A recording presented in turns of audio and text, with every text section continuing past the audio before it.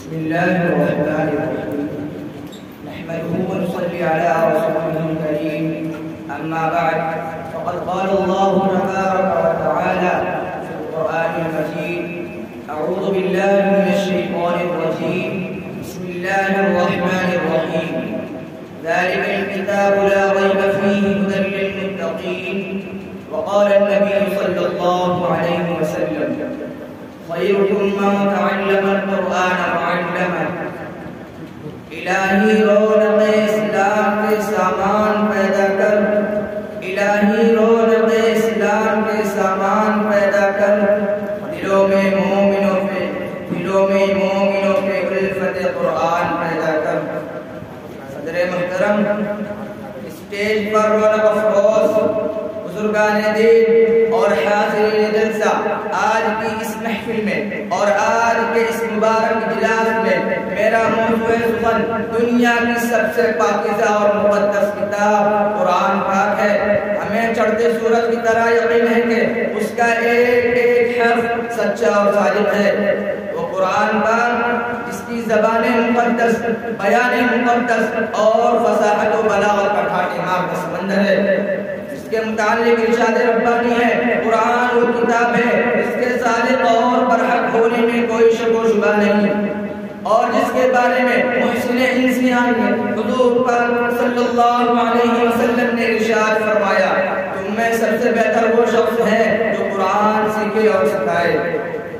نوجوان دوستو، قرآن پاک رب ذوالجلال کی طرف سے عطا کردہ وہ حسین تحفہ ہے جس نے 23 برس کی قلیل مدت میں پورے عالم میں وہ انقلاب برپا کر دیا کہ بڑے سے بڑے فصحاء، علماء، ادباء اور شعراء حیران و ششدر رہ گئے، جس کی آیتوں کو سن کر پتھر دل موم ہو گئے۔ دوستو، یہی وہ قرآن ہے جو رہتی دنیا تک کے انسانوں کے لیے سراپا ہدایت اور رحمت ہے۔ یہی وہ قرآن ہے جس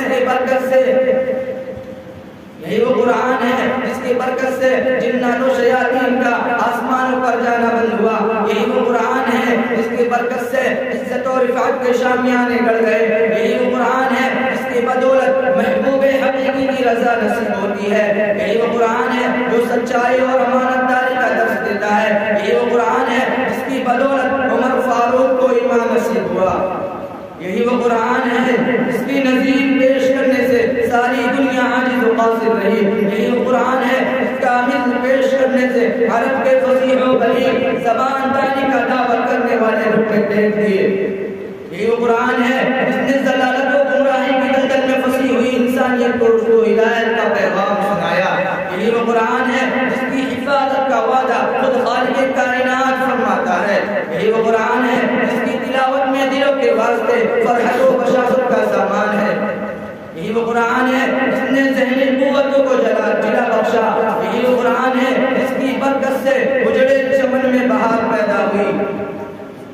محترم حضرات، آج کے اس نازک دور میں حفظ کلام پاک کو فضول سمجھا جاتا ہے، اس کے الفاظ رٹنے کو حماقت بتلایا جاتا ہے، کہا جاتا ہے کہ اس کا رٹنا اور بے سمجھے پڑھنا بے سود ہے۔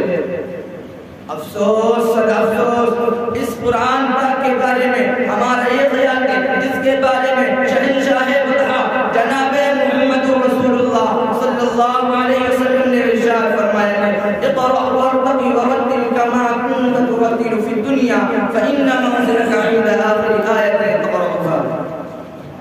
قیامت کے دن حافظ قرآن سے کہا جائے گا تو قرآن پڑھتا جا اور جنت کے درجوں پر چڑھتا جا، اور ڈھیر ڈھیر کر پڑھ جیسا کہ دنیا میں ڈھیر ڈھیر کر پڑھا کرتا تھا۔ تیرا مقام اور ٹھکانہ وہی ہے جہاں آخری آیت پر پہنچے۔ یاد رکھو، یہ قرآن دنیا کی سب سے بڑی نعمت ہے۔ زمین و آسمان، چاند و سورج، ستارے اس نعمت کا مقابلہ نہیں کر سکتے۔ یہ قرآن رب کائنات کا عظیم اور مقدس کلام ہے، کیوں نہ ہو جبکہ اس کا اتارنے والا بھی امین، جس کے ذریعے اتارا گیا وہ بھی امین، جس ذات پر نازل ہوا وہ بھی امین، جس مقام پر نازل ہوا وہ بھی امین، جس مہینے میں نازل ہوا وہ تمام مہینوں سے افضل، اور جس رات میں نازل ہوا وہ تمام وہ ہزار راتوں سے بہتر ہے۔ اللہ کا یہ مقدس اور پاکیزہ کلام تمام کلاموں سے افضل اور برتر ہے۔ حدیث پاک میں آتا ہے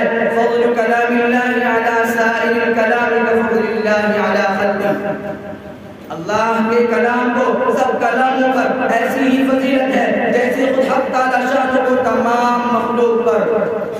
اللہ کا دلارا اور خدا کا پیارا نبی ارشاد فرماتا ہے جس نے قرآن پڑھا اور اس پر عمل کیا اس کے والدین کو کل قیامت کے دن سورج سے بھی زیادہ روشن تاج پہنایا جائے گا۔ اور کرنے کا مقام ہے کہ جب والدین کو اس گناہ پر انعام سے نوازا جائے گا تو خود پڑھنے والے کے مقام اور مرتبے کا کیا عالم ہوگا۔ حضرات، قیامت کا میدان ہوگا اور ایسے 10 آدمی جن پر جہنم واجب ہو چکی ہوگی، حافظ قرآن اپنی رب کی بارگاہ میں سفارش کرے گا، پروردگار عالم اس کی سفارش قبول کرے گا اور ان کو اس حافظ قرآن کی برکت سے نجات عطا ہوگی۔ وعدہ غلبہ ہے مومن کے لیے قرآن میں، وعدہ غلبہ ہے مومن کے لیے قرآن میں، پھر جو تو غالب نہیں کچھ کسر ایمان میں۔ انہی چند باتوں پر اپنی تقریر کو مکمل کرتا ہوں۔ وآخر دعوانا الحمدللہ رب العالمین۔